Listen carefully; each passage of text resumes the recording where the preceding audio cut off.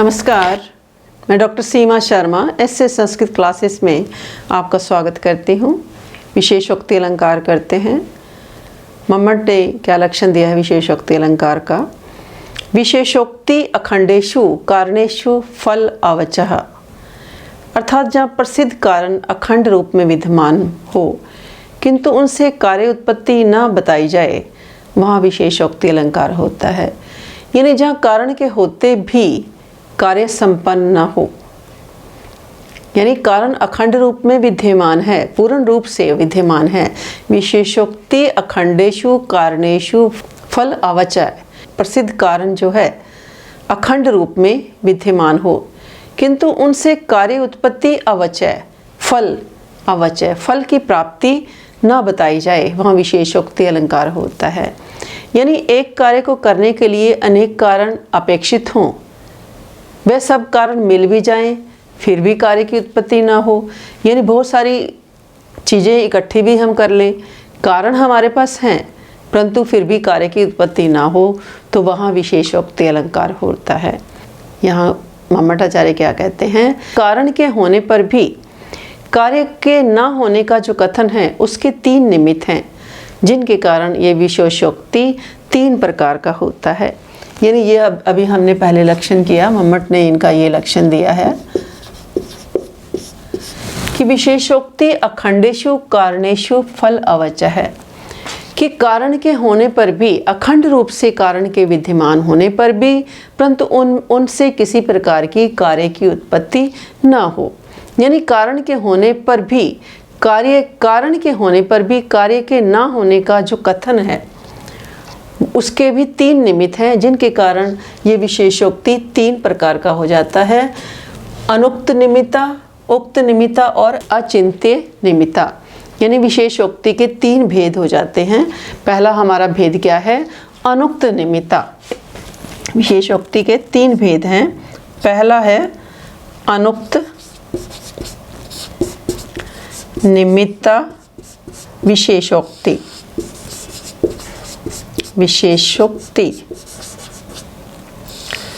तो इसका उदाहरण क्या देते हैं आचार्य मम्मट की? निद्रा निवृत्त पूदिते झ्युरत्ने सखी जने द्वार पदम प्राप्ते स्थलीकृता श्लेष रसई भुजंगे चचाल न अलिंगनतः अंगना सा। यानी मम्मटाचार्य क्या कहते हैं कि उदाहरण क्या देते हैं कि नींद के समाप्त हो जाने पर, आकाश रतन के उदित हो जाने पर, यानी नींद भी पूरी हो जाने पर और सूर्य के भी उदित हो जाने पर, सखी जनों के द्वार पर आने पर, उपपति के समस्त आलिंगन रस को ढीला कर देने पर भी सुंदर अंगों वाली आलिंगन से विचलित नहीं हुए।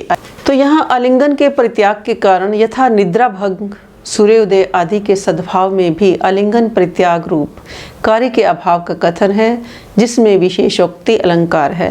तथा यहाँ विशेषोक्ति अनुक्त निमित्त यहाँ इसलिए है क्योंकि अनुराग आधिक्य रूप निमित्त की यहाँ पर उक्ति नहीं है।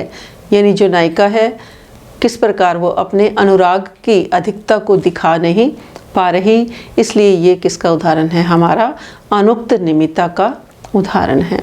तो अगला उदाहरण देखते हैं। उक्त निमित्त विशेषोक्ति।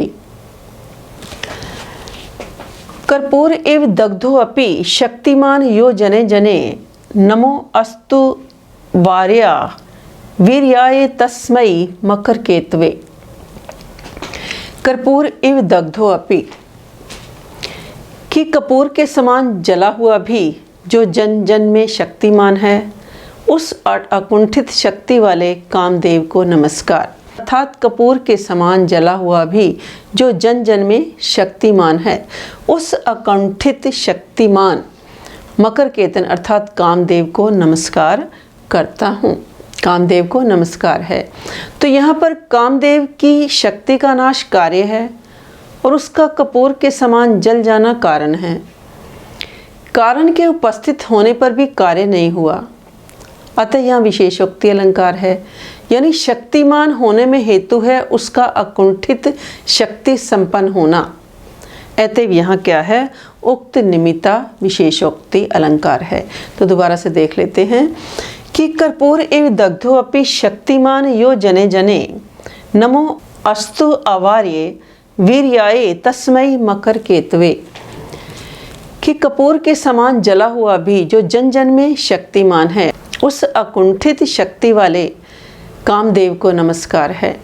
तो यहाँ पर कामदेव की शक्ति का नाश कार्य है और उसका कपूर के समान जल जाना कारण है। तो कारण के उपस्थित होने पर भी कार्य नहीं हुआ, कारण के उपस्थित होने पर भी कार्य नहीं हुआ, अतः यहाँ विशेषोक्ति अलंकार है। शक्तिमान होने में हेतु है उसका अकुंठित शक्ति संपन्न होना, अतः यहाँ उक्त निमित्ता विशेषोक्ति अलंकार है। तो ऐसे संस्कृत चैनल को लाइक करें, सब्सक्राइब करें और साथियों में शेयर भी ज़रूर करें। और यदि आप कुछ सर्च करना चाहते हैं यूट्यूब पर, तो जैसे हम अलंकार कर रहे हैं तो विशेषोक्ति अलंकार लिखें और उसके साथ ऐसे संस्कृत लिखें, तो ऐसे जो भी आप सर्च करेंगे तो आपके सामने आ जाएगा और इस वीडियो को आप अच्छे प्रकार से देखें। और प्लेलिस्ट में भी जाकर के आप संधि समास कारक जो भी कुछ आप देखना चाहते हैं आप देख सकते हैं। अभिज्ञान शाकुंतलम भी मैंने शुरू किया हुआ है, 2 अंक उसके हो चुके हैं, वो भी देख सकते हैं। तो आप अच्छे तरीके से जो भी सर्च करना चाहते हैं, यदि आप कोई नया टॉपिक चाहते हैं तो उसकी डिमांड भी आप कमेंट बॉक्स में दे सकते हैं, फिर उसके ऊपर हम वीडियो नई रिलीज़ कर देंगे। तो तीसरा भेद करते हैं विशेषोक्ति का, अचिंत्य निमित्ता विशेषोक्ति। इसका उदाहरण क्या है? स एक त्रीणि जयति जगन्ति कुसुमा आयुधा हर्तापि तनुम यस्य शंभुना न बलम हरितम। तो इससे पहले हमने उक्त निमित्ता विशेषोक्ति किया, तो अब हम कर रहे हैं अचिंत्य निमित्ता, अचिंत्य निमित्ता विशेषोक्ति। तो तीसरा है अचिंत्य निमित्ता विशेषोक्ति।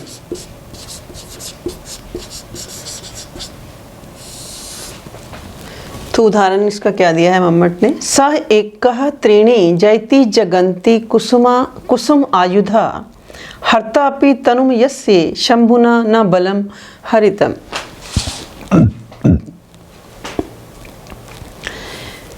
अर्थात वह अकेला ही कामदेव तीनों लोगों को जीत लेता है, जिसके शरीर का नाश कर देने पर भी शिव ने बल का नाश नहीं किया।